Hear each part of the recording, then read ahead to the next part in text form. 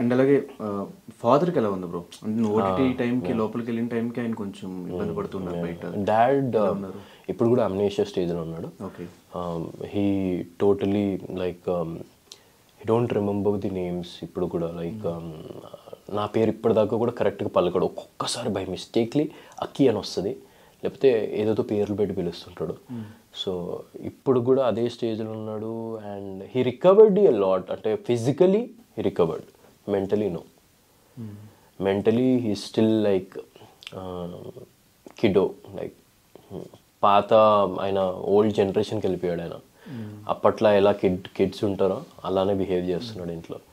And my mom is taking care. And కానీ మీరు చెప్తేనే వింటాడు, మీరు చెప్తేనే టాబ్లెట్స్ వేసుకుంటాడు. ఇప్పుడు అలా లేదు. ఇప్పుడు మారింది కొంచెం.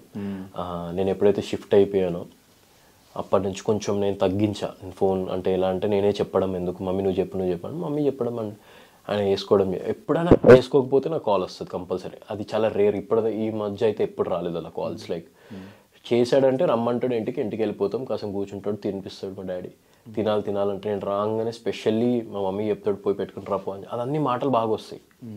కానీ ఇంకా వేరే మాట్లాడడానికి రావు. సిగ్నేచర్ పెట్టడానికి రాదు. ఆర్ యూనో గుర్తుపట్టడం, పాత వాళ్ళని గుర్తుపడతాడు, కొత్త వాళ్ళు. ఇప్పుడు నువ్వు కూడా రేపు వచ్చావు అనుకో, నేను గుర్తుపడతాడు డెఫినెట్లీ, నువ్వు ఆ రోజు వచ్చావు. He has that little bit.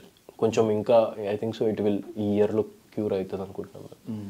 కానీ ఇంట్లో అట్లా ప్రాబ్లం పెట్టుకుని బయటకి ఎందుకు వచ్చావు బ్రో? అసలు బయటకు వచ్చేసిన తర్వాత ఏంటి నీ స్ట్రగుల్స్ ఏంటి? బయటకి ఎందుకు వచ్చావు అంటే, ఇప్పుడు మన ఇండస్ట్రీ ఎక్కడ ఉంది అనుష్? సిటీ హైదరాబాద్. నేను ఉండేది ఎక్కడ? ఈసీఐఎల్. మరి అక్కడ నుంచి ఇక్కడికి నాకు 1.5 hour అవుతుండే ఎప్పుడు.